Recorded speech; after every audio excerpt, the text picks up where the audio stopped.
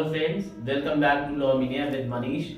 आज हम लोग इंडियन कॉन्ट्रैक्ट एक्ट 1872 में एक नए टॉपिक के बारे में बात करेंगे। वो है क्लासिफिकेशन और टाइप्स ऑफ कॉन्ट्रैक्ट। ये भी टॉपिक बहुत इंपॉर्टेंट है क्योंकि मर्केंटाइल लॉज में हम लोग बहुत सारे एक्ट्स पढ़ते हैं और इन वर्ड्स का रेफरेंस आपको हर जगह पे मिलेगा। ये इतने कंसेप्चुअल है कि अगर आपको इनकी अलग अलग मीनिंग नहीं पता है तो ये हमेशा आपको प्रॉब्लम क्रिएट करते हैं। तो आज इसके कंसेप्ट को हम लोग जानेंगे और कितने टाइप के कॉन्ट्रैक्ट होते हैं उसको हम लोग ने क्लासिफाई किया है। क्लासिफिकेशन और types of contract on the basis of, first है वैलिडिटी और enforceability, second is on the basis of formation, third is on the basis of performance. तो ये तीन तरीके से हम कॉन्ट्रैक्ट को क्लासिफाई करते हैं। तो सबसे पहले इसकी मीनिंग समझते हैं कि वैलिडिटी और इनफॉर्सिबिलिटी का क्या मतलब है। तो वैलिडिटी और इनफॉर्सिबिलिटी हमें ये बताती है कि कॉन्ट्रैक्ट वैलिड है कि नहीं है, इनफॉर्सिबल है कि नहीं। इनफॉर्सिबल मतलब कि क्या हम कोर्ट में इसके खिलाफ जा सकते हैं, कॉन्ट्रैक्ट किया और अगर कोई प्रॉब्लम होती है, ब्रीच ऑफ कॉन्ट्रैक्ट होता है तो उसके खिलाफ हम कोर्ट में जाके केस फाइल कर सकते हैं कि नहीं, ये हमें पता चलता है इनफॉर्सिबिलिटी के बेसिस पे। और वैलिडिटी का मतलब सीधी सी बात है, जो हम लोग ने 10 essential elements of a valid contract पढ़ा था, वो किसी भी कॉन्ट्रैक्ट में वो 10 के 10 पूरे एसेंशियल्स प्रेजेंट होने चाहिए, तभी वो कॉन्ट्रैक्ट वैलिड माना जाता है। तो ये बात हो गई वैलिडिटी और इनफॉर्सिबिलिटी के बेसिस पे, ठीक। और उसके बाद है on the basis of formation. तो दो पार्टीज जिनके बीच में कॉन्ट्रैक्ट होता है, एक एग्रीमेंट हो रहा है, ऑफर दे रहे हैं, एक्सेप्टेंस हो रहा है, तो वो एग्रीमेंट हुआ। अब वो एग्रीमेंट अगर इनफॉर्सिबल है तो वो क्या कहलाएगा, कॉन्ट्रैक्ट। अब दो पार्टीज किस तरीके से on the basis of formation contract बनाते हैं, तो यहां पे हम लोग इस बात को समझेंगे। थर्ड है on the basis of performance. तो यहां पे ये जानना जरूरी है कि सिर्फ कॉन्ट्रैक्ट बना लेने से, एग्रीमेंट कर लेने से कॉन्ट्रैक्ट बन गया, इनफॉर्सिबल है, पार्टीज की इंटेंशन है, ये सारी बातें बहुत अच्छी हैं, तो यहां तक तो एग्रीमेंट हो गया, कॉन्ट्रैक्ट हो गया। लेकिन वो जब तक परफॉर्म नहीं किया जाएगा तब तक वो कंप्लीट नहीं माना जाता। तो परफॉर्मेंस में क्या होता है, बहुत सीधी सी बात है, मैंने आपको एक प्रोडक्ट ऑफर किया बेचने के लिए और आपने एक्सेप्टेंस दी, तो ये तो एग्रीमेंट हो गया और इसमें अगर सारी चीजें क्लियर हैं तो वो इनफॉर्सिबल भी होगा, मतलब कॉन्ट्रैक्ट भी होगा। लेकिन उसके बाद पार्टीज को अपने वाले पार्ट परफॉर्म भी करने होते हैं, मतलब मैंने आपको प्रोडक्ट डिलीवर किया, आपने मेरे को पेमेंट किया, ये हो गया on the basis of performance. तो ये तीनों बड़े ही इंपॉर्टेंट क्लासिफिकेशन। अब हम लोग शुरू से बात करते हैं। तो फर्स्ट है वैलिडिटी और इनफॉर्सिबिलिटी के बेसिस पे हम लोग ने क्लासिफाई किया है। पहला है valid contract, void contract, void agreement, voidable contract, unenforceable contract, illegal agreement. ये आपके वैलिडिटी और इनफॉर्सिबिलिटी के बेसिस पे बात होगी। सेकेंड हम लोग फॉर्मेशन में करते हैं express contract, implied contract, quasi contract and e commerce contract. अभी ये हम आपको एक एक करके एक्सप्लेन करेंगे। और परफॉर्मेंस में है दो, एग्जीक्यूटेड एंड एग्जीक्यूटरी। ये दो कॉन्ट्रैक्ट आपके on the basis of performance हो गए, जिसमें आपका यूनिलैटरल एंड बायलैटरल कॉन्ट्रैक्ट होता है, ठीक। तो यहां से स्टार्ट करते हैं। तो यहाँ पे आप सबसे ज्यादा इंपॉर्टेंट चीज जो आपको किसी भी बुक में नहीं लिखी मिलेगी, यहाँ कहीं कंसेप्ट आपको कोई नहीं बताएगा, आप इसको बड़े इंपॉर्टेंट समझिएगा कि कहीं कहीं पे वर्ड कॉन्ट्रैक्ट यूज हुआ है इनमें और कहीं पे एग्रीमेंट लिखा है। तो out of these 6 we have written void agreement and illegal agreement. ये दो में वर्ड एग्रीमेंट लगा है, बाकी सब में valid contract, void contract, voidable contract, unenforceable contract. तो सबसे पहले ये जानने की जरूरत है कि किसी किसी वर्ड में कॉन्ट्रैक्ट वर्ड लगा हुआ है और किसी किसी में एग्रीमेंट लगा है। इसके पीछे क्या रीजन है, इसके पीछे मैं आपको बताता हूं। ये कुछ ऐसी चीजें हैं, जैसे वैलिड कॉन्ट्रैक्ट है, ये तो क्लियर है, मतलब in which all the essential elements of a valid contract are present, they would be considered as valid contract. इसमें कोई इफ एंड बट नहीं, क्लियर। लेकिन बाकी के जो है, जैसे कि मान लीजिए वॉइड कॉन्ट्रैक्ट हो गया, वॉइडेबल कॉन्ट्रैक्ट हो गया, अनएनफोर्सेबल कॉन्ट्रैक्ट हो गया, इसका मतलब ये है कि इसमें कुछ ना कुछ प्रॉब्लम है, मतलब कुछ लीगल इश्यूज हैं जिसकी वजह से ये कॉन्ट्रैक्ट इन्फोर्सेबल नहीं होगा। अब वो जो प्रॉब्लम्स हैं उन प्रॉब्लम्स को अगर हम रिजॉल्व कर लेते हैं तो क्या होगा कि वो वैलिड कॉन्ट्रैक्ट हो जाएंगे। लेकिन इलीगल एग्रीमेंट और वॉइड एग्रीमेंट ये दो ऐसे हैं जिसमें कोई करेक्शन नहीं किया जा सकता, मतलब they are considered void ab initio, void from the very beginning and it cannot be enforced in the court of law, मतलब इसमें करेक्शन का कोई भी चांस नहीं है। तो ये सिर्फ एक एग्रीमेंट रह जाते हैं, कॉन्ट्रैक्ट नहीं कहला सकते, क्योंकि इसमें करेक्शन करके आप इसे वैलिड कॉन्ट्रैक्ट में कन्वर्ट नहीं कर सकते। ये रीजन है कि यहाँ पे वॉइड एग्रीमेंट और इलीगल एग्रीमेंट वर्ड यूज किया गया है, कॉन्ट्रैक्ट नहीं। अगर किसी भी बुक में आपको ऐसा लिखा मिलता है कि इलीगल कॉन्ट्रैक्ट, तो इलीगल कॉन्ट्रैक्ट जैसी कोई चीज होती ही नहीं। अगर वो इलीगल है तो वो एग्रीमेंट ही रह जाएगा, वो कॉन्ट्रैक्ट हो ही नहीं सकता, क्योंकि वो इलीगल बेसिस पे बना, विच इज प्रोहिबिटेड। तो ये डिफरेंस है कि कहीं कहीं पे वर्ड कॉन्ट्रैक्ट है और कहीं पे। आप इसको एक एक करके समझते हैं। तो पहला हो गया valid contract, in which all the essential elements of a valid contract are present, they are considered as valid contract. मतलब वो 10 एसेंशियल्स जो हम लोग ने पढ़े थे वो अगर प्रेजेंट है तो वो वैलिड कॉन्ट्रैक्ट है, मतलब वैलिडिटी इन्फोर्सिबिलिटी के बेसिस पे it can be enforced in the court of law, there is no problem, it is a valid contract. ठीक, तो इसमें कोई क्वेश्चन मार्क नहीं है। अब क्वेश्चन आता है कि वॉइड कॉन्ट्रैक्ट क्या है। वॉइड कॉन्ट्रैक्ट ऐसा होता है जो बना जब था तब वो वैलिड कॉन्ट्रैक्ट था। क्लियर, जिस समय बना था तब वो वैलिड कॉन्ट्रैक्ट था, but due to any supervening impossibility or subsequent illegality it has become a void contract। अब इसका एग्जांपल समझते हैं। तो दो वर्ड मैंने यूज किए, subsequent illegality और supervening impossibility। अब इसका एग्जांपल ऐसे समझते हैं कि मान लीजिए कि इंडिया पाकिस्तान से दो लोग हैं जो कॉन्ट्रैक्ट कर रहे हैं, ट्रेड कर रहे हैं।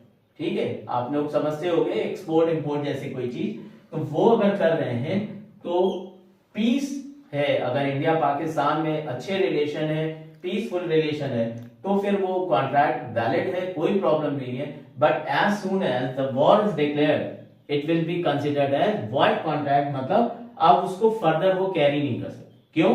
क्योंकि वॉर डिक्लेयर हो गया, और जैसे ही वॉर डिक्लेयर होता है तो दो कंट्रीज के बीच में कोई भी रिलेशन नहीं रह सकते, ट्रेड नहीं कर सकते, कोई भी ट्रीटी नहीं साइन कर सकते, कोई भी चीज ऐसी नहीं कर सकते, तो वो वॉइड कॉन्ट्रैक्ट हो जाएगा। अब इसको क्या कहेंगे?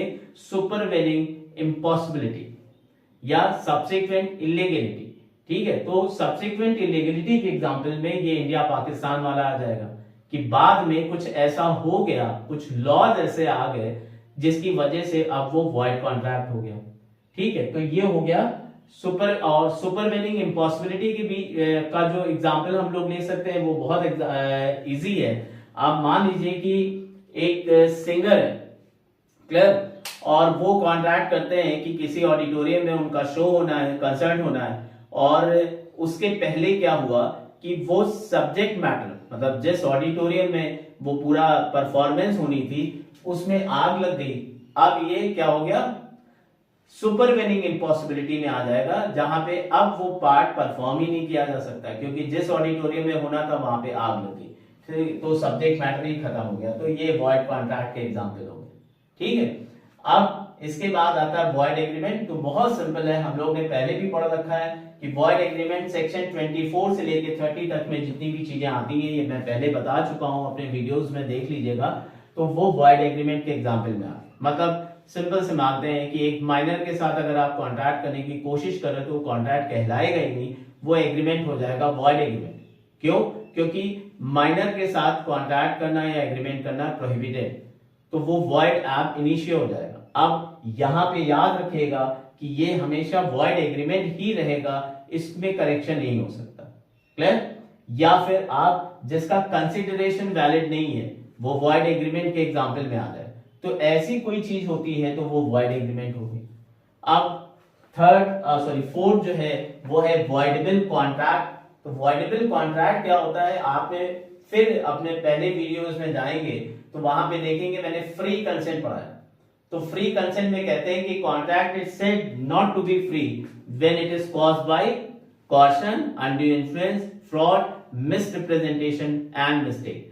ठीक है, तो वहां पे कंसेंट फ्री नहीं है, तो जहां पे कंसेंट फ्री नहीं है वो क्या होगा, वॉइडेबल कॉन्ट्रैक्ट होंगे। लेकिन इसमें से मिस्टेक को हटा दीजिएगा, मतलब वॉइडेबल कॉन्ट्रैक्ट में कौन से आएंगे, caution, undue influence, fraud and miss representation. Mistake नहीं आएगा, क्यों, क्योंकि मिस्टेक में मैंने आपको पढ़ाया था कि मिस्टेक अगर हो गई तो उसका करेक्शन नहीं, हम उसको करेक्ट नहीं कर सकते। अब एक छोटा सा एग्जांपल, आप पूरे कंसेप्ट वहां पे जाके वीडियोस में देख के पढ़ सकते हैं, लेकिन समझ सकते हैं। यहां पे आपको एक छोटा सा एग्जांपल दे देते हैं, जैसे कि कॉशन के बेसिस पे आपकी कंसेंट ऑब्टेन की गई। कॉशन क्या है, कॉशन है फिजिकल थ्रेट दिया which is prohibited by IPC कहते थे, अब बीएनएस में आ जाएगा। तो वो क्या हुआ कि वहां पे आपने किसी के सर पे बंदूक रख के या कोई फिजिकल फोर्स उसको डरा धमका के उसकी कंसेंट ऑब्टेन कर ली, उसके प्रॉपर्टी के पेपर साइन करा ली, तो ये क्या होगा कि consent has been obtained by caution. अब ये वॉइडेबल होगा, रीजन कि जब आपसे पूछा जाएगा जिसकी कंसेंट गलत तरीके से ऑब्टेन की गई, मतलब द अग्रीड पार्टी, अगर उसने डिनाई कर नहीं नहीं साहब हमारी कंसेंट मेरी मर्जी से ऑब्टेन की गई है, कोई फिजिकल फोर्स नहीं था, कोई कॉशन नहीं था, तो क्या हो जाएगा, वो वैलिड कॉन्ट्रैक्ट हो जाएगा। लेकिन अगर उसने कोर्ट में या पुलिस के सामने ये कह दिया कि साहब नहीं हमारी कंसेंट जबरदस्ती ऑब्टेन की गई, इन्होंने मेरे को बंदूक दिखाई, डराया धमकाया और फिजिकल फोर्स के थ्रू हमारी कंसेंट ऑब्टेन की गई, तो ये क्या हो जाएगा, वॉइडेबल कॉन्ट्रैक्ट।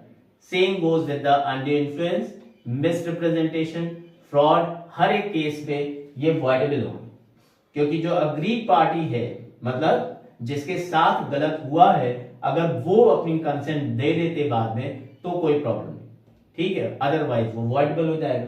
इसलिए यहां पे वर्ड कॉन्ट्रैक्ट लगा हुआ है, मतलब कि इसमें करेक्शन करके अगर इसको वैलिड बनाया जा सकता है। क्लियर। अनएनफोर्सेबल कॉन्ट्रैक्ट क्या हो गया, बहुत सिंपल सी बात है, बहुत सारे आपके कॉन्ट्रैक्ट होते हैं जो कि अनएनफोर्सेबल माने जाते हैं। अब अनएनफोर्सेबल का एग्जांपल मैं आपको बता देता हूं। मान लीजिए मैंने आपको एक चेक काट के दिया और आपको जाके मेरे बैंक से विड्रॉ करने पैसे, ठीक, सब कुछ मैंने लिख दिया जो चेक के फॉर्मेट होता है, और उसमें मैंने डेट नहीं मेंशन की या फिर मैंने सिग्नेचर नहीं किया, भूल गए, ठीक है, तो क्या होगा, आप बैंक में जाओगे जब वो चेक लेके, तो बैंक वाला देखेगा और बोलेगा अरे ये क्या है, चेक लेके आए हो, इसमें तो साइन ही नहीं। ओ, अब आप क्या करेंगे, आप वो चेक मेरे पास लेके आएंगे कि सर आपने तो साइन किया ही नहीं इस पे। कोई बात नहीं, साइन नहीं किया तो मैंने साइन कर दिया। अब वो क्या होगा कि अब वो इन्फोर्सेबल हो जाएगा, समझ रहे हैं। तो ये इस टाइप की जो टेक्निकल डिफेक्ट है, टेक्निकल का मतलब ये हो गया कि कुछ राइटिंग में गड़बड़ हो गया, कुछ डॉक्यूमेंटेशन में गड़बड़ हो गया, तो उसको करेक्ट कर लिया जाएगा, करेक्ट कर लिया गया तो वो इन्फोर्सेबल हो जाएगा। इसलिए यहां पे वर्ड अनइन्फोर्सेबल कॉन्ट्रैक्ट लगा हुआ, ठीक है। अदरवाइज क्या होगा कि ये जब तक वो करेक्शन नहीं करेंगे वो जो है अनइन्फोर्सेबल कॉन्ट्रैक्ट कहलाएगा, ठीक है। तो ये एक एग्जांपल हो गया, जैसे कि हम लोग प्रॉपर्टी का रजिस्ट्रेशन कराते हैं, कोई प्रॉपर्टी मैंने खरीदी, इमूवेबल प्रॉपर्टी, जमीन जायदाद की बात है, और वहां पे स्टैम्प पेपर पे वो एग्रीमेंट सब लिखा जाता है, ट्रांसफर डीड लिखी जाती, तो स्टैम्प पेपर अंडर स्टैम्प है, मतलब कि 2 लाख रुपए का स्टैम्प लगना था फॉर एग्जांपल, और आपने सिर्फ जो है 1.5 लाख रुपए का स्टैम्प लगाया, तो क्या होगा, वो अंडर स्टैम्प डॉक्यूमेंट माना जाएगा। अब ये हुआ कि 50,000 रुपए का कम लगाया है, ये अनइन्फोर्सेबल कॉन्ट्रैक्ट है, आप इसके खिलाफ कोर्ट में नहीं जा सकते, जब तक ये सही नहीं होगा तब तक इसमें जो है इसको इन्फोर्सेबल नहीं किया जा सकता। तो बहुत सीधी सी बात है, उन्होंने कहा भाई 50,000 रुपए का आपने स्टैम्प कम लगाया है, इसमें और ऐड करिए तब ये इन्फोर्सेबल होगा, ठीक है। तो अनइन्फोर्सेबल कॉन्ट्रैक्ट में ये चीजें होती हैं। फिर आपकी बात आती है इलीगल एग्रीमेंट। अब ये दोनों बड़े ही इंपॉर्टेंट टर्म है जो कि क्वेश्चन में भी पूछे जाते हैं कि what is the difference between void agreement and illegal agreement. तो ये कहा जाता है कि जितने भी इलीगल एग्रीमेंट हैं वो बाय डिफॉल्ट वॉइड एग्रीमेंट होंगे, ठीक है, लेकिन सभी वॉइड एग्रीमेंट इलीगल एग्रीमेंट नहीं होते। रीजन क्या है कि इलीगल एग्रीमेंट वो है जो कि आपकी अपोज टू पब्लिक पॉलिसी, मतलब हम कोई ऐसा एग्रीमेंट अपने फ्रेंड के साथ करें कि देखो हम लोग ना एक ग्रुप बनाएंगे और डकैती करेंगे, ओ गॉड, ये तो इलीगल एग्रीमेंट हो गया और ये अपोज टू पब्लिक पॉलिसी है। प्रोहिबिटेड है, ऐसा आप नहीं कर सकते। या ड्रग्स बेचेंगे या आर्म्स एंड एमिनेशन का बिजनेस करेंगे बिना लाइसेंस के, बिना उसके, तो ये इलीगल एग्रीमेंट हो गए। ये माना जाता है कि ये अपोज टू पब्लिक पॉलिसी है, इस वजह से ये जो है इन्फोर्सबल है। इसीलिए यहाँ पे भी एग्रीमेंट वर्ड लगा हुआ है, क्योंकि इसका कोई इलाज नहीं है, इसमें कोई भी करेक्शन करके इसको वैलिड कॉन्ट्रैक्ट नहीं बना सकते। तो वॉइड एग्रीमेंट और इलीगल एग्रीमेंट दोनों में किसी भी टाइप का ऐसा करेक्शन नहीं किया जा सकता जिसको कि वैलिड कॉन्ट्रैक्ट बनाया जा सके, ठीक। लेकिन सभी इलीगल एग्रीमेंट ये जान के रखिएगा कि वॉइड एग्रीमेंट तो होते ही होते। अब जैसे छोटा सा एग्जांपल इसके बीच में डिफरेंस की बात करें कि अगर आप बोला गया कि देखिए आप माइनर के साथ एग्रीमेंट करने की कोशिश कर रहे हो, कॉन्ट्रैक्ट करने की कोशिश कर रहे हो, तो वो वॉइड एग्रीमेंट है, लेकिन वो इलीगल इसलिए नहीं है कि कुछ ऐसा अपोज टू पब्लिक पॉलिसी नहीं करे। लेकिन अगर आप माइनर के साथ किसी सेक्सुअल एग्रीमेंट में आप वो कर रहे हैं या किसी ऐसी गलत उसमें जो कि पॉक्सो के उसमें आता है और ये सब आता है, तो वो इलीगल एग्रीमेंट के केस में आ जाएगा, ठीक है। तो ये डिफरेंस हो गए, इसको आप पढ़िएगा। मैं साथ में डिस्क्रिप्शन में इसके नोट्स भी ऐड कर दूंगा, आप वो भी देखिएगा, सारे डिफरेंस आपको समझ में आ जाएंगे। और इसमें डिफरेंसेस भी दिए होंगे नोट्स में, जो टफ आपके टर्म्स हैं उनके बीच में डिफरेंस आते हैं क्वेश्चन में, तो वो भी लिखे होंगे, ठीक है। तो आशा करते हैं ये आपको समझ में आया होगा। फिर नेक्स्ट पार्ट में हम देखते हैं फॉर्मेशन में। तो फॉर्मेशन कैसे होता है, मतलब दो पार्टीज के बीच में एग्रीमेंट होगा। अगर आप इनिशियली जाएंगे तो मैं ऑफर कर रहा हूं, आप उसको एक्सेप्ट कर रहे हैं, एक एग्रीमेंट बन गया, ठीक। अब अगर पार्टीज में इंटेंशन है तो वो कॉन्ट्रैक्ट है। तो ये प्रोसेस स्टार्ट कैसे होता है, तो सबसे पहला इसमें दिया है एक्सप्रेस कॉन्ट्रैक्ट। ये बहुत सारा मिथ है लोगों के दिमाग में कि साहब अगर रिटन नहीं है तो वो कॉन्ट्रैक्ट नहीं, ऐसा नहीं होता है। ओरल या रिटन दोनों ही परफेक्टली वैलिड कॉन्ट्रैक्ट है, और ये एक्सप्रेस कॉन्ट्रैक्ट के एग्जांपल में आते हैं। मतलब कि मैंने आपको बोल के कोई ऑफर दिया और आपने उसको एक्सेप्ट कर लिया, ये भी वैलिड है। रिटन फॉर्म में दिया, जैसे B2B बहुत बड़े बड़े ट्रांजैक्शंस होते हैं, तो वहां पे सब कुछ रिटन में चलता है। क्यों? क्योंकि उनके पास एविडेंसेस भी होने चाहिए, क्योंकि ये बड़े लेवल के कॉन्ट्रैक्ट होते हैं। तो एक्सप्रेस में मतलब हो गया कि जहां पे आप ओरल या रिटन फॉर्म में अपना कॉन्ट्रैक्ट कर लो, तो ये हो गया on the basis of formation express contract, oral या रिटन फॉर्म में। फिर होता है इम्प्लाइड। इम्प्लाइड का मतलब क्या है, बहुत ही लेमैन तरीके से अगर हम समझे तो which is understood by the nature of the contract, means which can be inferred by the conduct of the parties. हमारे कंडक्ट से ही ये पता चल जाता है कि ये कॉन्ट्रैक्ट है। कैसे? जैसे मैं एक रेस्टोरेंट में जाता हूं, क्लियर, वहां टेबल पे मेन्यू रखा हुआ, मैंने मेन्यू देखा, जो चीज मेरे को पसंद आई मैंने ऑर्डर प्लेस किया, और फिर उसके बाद वेटर है वो ऑर्डर लेके आ रहा है और हम लोग उसको कंज्यूम करते हैं। कंज्यूम करने के बाद ये इंप्लाइड है, अंडरस्टूड है कि जो कुछ भी हमने कंज्यूम किया है, खाया है, उसका हम पैसे देंगे। इसमें कहने की जरूरत नहीं पड़ती, मतलब इंप्लाइड वो होते हैं जहां पे कहने की जरूरत नहीं है, वो अंडरस्टूड है। जैसे कि अगर हमने ट्रेन से हम बाहर आए और मैंने एक कुली देखा और कुली से बोला कि भाई ये सामान हमारा लगेज है, आप इसको बाहर पहुंचा दीजिए, तो ठीक है, उसने लादा और पहुंचा दिया। तो उसके बाद ये इंप्लाइड होता है, हमें पता है कि वो पैसे मांगेगा और मेरे को देना है। कभी कभी ऐसा होता है हम लोग खुद ही पूछते हैं भाई कितने पैसे हुए, ठीक है। सेम जैसे कि टैक्सी हम या रिक्शा पकड़ रहे हैं, तो भी यहाँ पे ये इंप्लाइड होता है कि जो भी हम सर्विसेज उसकी अवेल कर रहे हैं उसका पेमेंट हम करें, तो कहने की जरूरत नहीं पड़ती। तो ये हो गए implied which can be inferred by the conduct of the parties and which is understood by the nature of the contract. तो यहाँ पे कहने सुनने की जरूरत नहीं है। मतलब एक्सप्रेस में जैसे होता है कि ओरल या रिटन फॉर्म में हम बोल रहे हैं, बता रहे हैं, यहाँ पे आपके कंडक्ट से पता चल जाता है, ठीक। आशा करते हैं ये भी दो समझ में आए होंगे और इनके बीच में डिफरेंस बेसिकली क्या है वो भी। अब थर्ड आता है क्वाजी कॉन्ट्रैक्ट। तो क्वाजी कॉन्ट्रैक्ट क्या होता है, यहां पे बोला जाता है कि अनजस्ट इनरिचमेंट नहीं होना चाहिए, मतलब no one should be benefited out of any one's loss. तो इसका एक छोटा सा एग्जांपल है, आप क्वाजी कॉन्ट्रैक्ट में बहुत सारे आपके सेक्शन 68 से लेके 72 तक आते हैं, लेकिन यहाँ पे सिर्फ एक एग्जांपल छोटा सा उठाते हैं, जिसमें मान लीजिए मैं आपको एक एग्जांपल देता हूँ कि आप मॉर्निंग वॉक पे जा रहे हैं और आपको जो है एक नोट की गड्डी पड़ी हुई मिली, 1 लाख, 10 लाख, 5 लाख, कुछ बड़ा अमाउंट, तो आप क्या करेंगे? ठीक है, तो अगर ईमानदारी से बोला जाए तो 90% लोग तो यही सोचेगा कि वाह, आज हमें किस्मत बहुत अच्छी थी, मेरे को इतना सारा पैसा मिला, कोई देख तो नहीं रहा है, दाएं बाएं देखा और वो नोट की गड्डी उठा के भाग गए। ठीक, जनरली लोग ऐसा ही करेंगे। लेकिन क्वाजी कॉन्ट्रैक्ट ये कहता है कि किसी के लॉस से मेरा बेनिफिट नहीं होना चाहिए। मतलब आप, it is an obligation which is imposed by the law. Obligation impose by the law का मतलब क्या हो गया कि जैसे ही आप वो नोट की गड्डी उठाओगे, या मान लीजिए आपको कोई वैल्यूएबल आइटम, सोने की अंगूठी पड़ी हुई मिली, डायमंड की अंगूठी पड़ी हुई मिली, तो आपके ऊपर ये ऑब्लिगेशन लॉ इम्पोज करता है कि ये आपकी जिम्मेदारी है कि आप ट्रू ओनर को सर्च करिए और वो प्रोडक्ट हैंड ओवर करिए। ये क्वाजी कॉन्ट्रैक्ट का ऑब्जेक्टिव है। No one should be benefited out of anyone's loss, unjust enrichment नहीं होना चाहिए। तो यहां पे एक्सप्रेस या इंप्लाइड फॉर्म में पार्टीज के बीच में कॉन्ट्रैक्ट नहीं होता, लेकिन ये ऑब्लिगेशन है जो कि लॉ इम्पोज करता है कि ये आपकी जिम्मेदारी।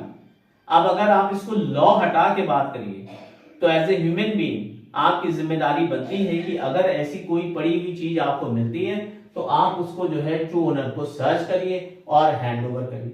अब क्वेश्चन ये आता है कि अगर ट्रू ओनर नहीं मिलता है, बहुत एफर्ट करने के बाद भी ट्रू ओनर नहीं मिलता है, तो ये आपका राइट है, फिर आप उसको रख सकते हो या फिर आप उसको पुलिस में हैंड ओवर कर सकते हो, जैसा भी आपको फीजिबल लगता है। लास्ट आपका आता है फॉर्मेशन के बेसिस में जो है वो है e commerce contract. E commerce contract, electronic commerce contract आजकल बहुत ही ज्यादा पॉपुलर है। शायद ही कोई घर होगा कि जहां पे इलेक्ट्रॉनिक कॉमर्स कॉन्ट्रैक्ट, मतलब इलेक्ट्रॉनिक कॉमर्स के थ्रू प्रोडक्ट्स नहीं खरीदे जाते हैं या सर्विसेज नहीं अवेल की जाती। जब मैंने पढ़ाना स्टार्ट किया था उस समय मैं क्लास में अगर पूछता था किसी से कि कितने लोगों ने ऑनलाइन परचेजिंग की, तो पता चलता था मुश्किल से कोई एक स्टूडेंट हाथ उठाता था कि हाँ सर मैंने ऑनलाइन प्रोडक्ट परचेज किया है। तो पूरी क्लास उसको देखने लगती थी कि अच्छा ये किया। क्यों? उस समय रेशियो बहुत कम था, बहुत कम लोग इसके बारे में जानते थे और बहुत कम लोग परचेज करते थे। मिथ भी लोगों के दिमाग में बहुत था कि पता नहीं क्या ही ऑर्डर करेंगे और क्या आएगा। आजकल भी आप सुनते होंगे कि कभी कभी, अभी रिसेंटली मैंने एक न्यूज पढ़ी थी जिसमें निकला था कि अमेजोन पे किसी ने एक प्रोडक्ट मंगाया था, कोई इलेक्ट्रॉनिक आइटम था, और वो जब खोला पैकेट तो उसमें जो है कोबरा सांप निकला जिंदा। ठीक है, तो ये बड़ा सेंसेशनल था, काफी सारे लोगों ने यूट्यूब पे ये न्यूज डाली भी थी और न्यूज़पेपर में भी था। तो उस समय मिथ बहुत थे, लेकिन अब आजकल वो केसेस उतने कम होते हैं। अब धीरे धीरे लोग इलेक्ट्रॉनिकली बहुत सारी चीजें जानते हैं और करते हैं। तो ये भी एक वैलिड कॉन्ट्रैक्ट है on the basis of formation. जब आप अमेजॉन, फ्लिपकार्ट या किसी ऐसी आपकी वेबसाइट पे, इलेक्ट्रॉनिक कॉमर्स ऐप पे कोई प्रोडक्ट खरीदते हैं तो वो वैलिड कॉन्ट्रैक्ट माना जाता है on the basis of formation. वहां पार्टीज के बीच में फेस टू फेस इंटरेक्शन नहीं होता है, लेकिन आपके पास सारे एविडेंसेस होते हैं, मेल्स होती है, ऐप पे सारी इंफॉर्मेशन होती है। अगर कोई प्रॉब्लम होती है तो आप कंज्यूमर फोरम में जाके केस फाइल कर सकते हैं।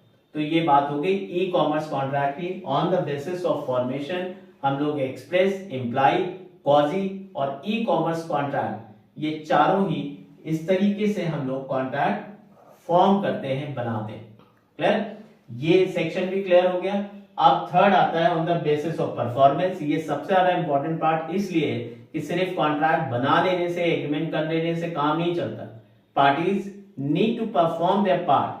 तो वो जो पार्ट परफॉर्म करते हैं वो होता है on the basis of performance, और उनको दो तरीके से क्लासिफाई किया गया है, एग्जीक्यूटेड कॉन्ट्रैक्ट, एग्जीक्यूटिव कॉन्ट्रैक्ट। तो एग्जीक्यूटेड क्या है? इसको हम लोग कंप्लीटेड कॉन्ट्रैक्ट भी कहते हैं।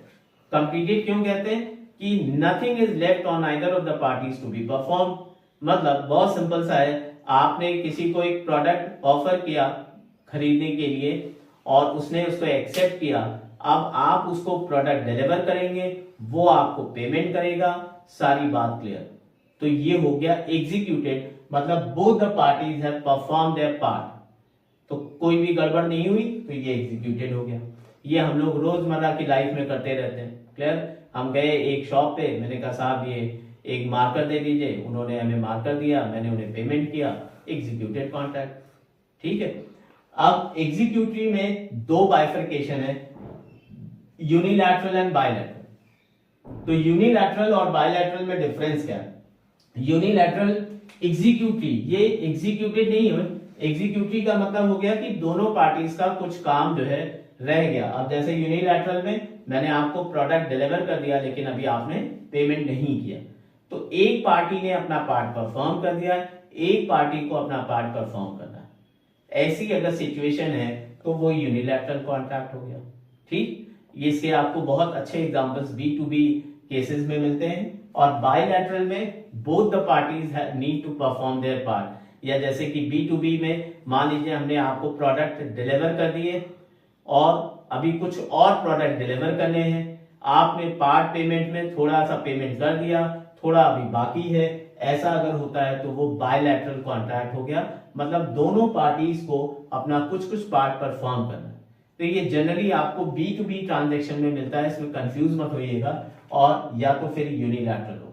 तो ये एग्जीक्यूटिव का मतलब ये हो गया कि दोनों पार्टीज में कुछ ना कुछ काम अभी रह गया है, वो जो है यूनिलैटरल और बायलैटरल में डिवाइड किया जाता है। ठीक, तो दोस्तों आशा करता हूं कि आपको जो है ये कॉन्ट्रैक्ट क्लासिफिकेशन और टाइप्स ऑफ कॉन्ट्रैक्ट समझ में आया होगा। प्लीज लाइक करिए, शेयर करिए, सब्सक्राइब करिए, कमेंट करिए, ध्यान से वीडियो देखिएगा। डिस्क्रिप्शन में नोट्स भी दिए हैं, वो डाउनलोड कर लीजिएगा। Thank you, keep learning, keep watching law media with Manish.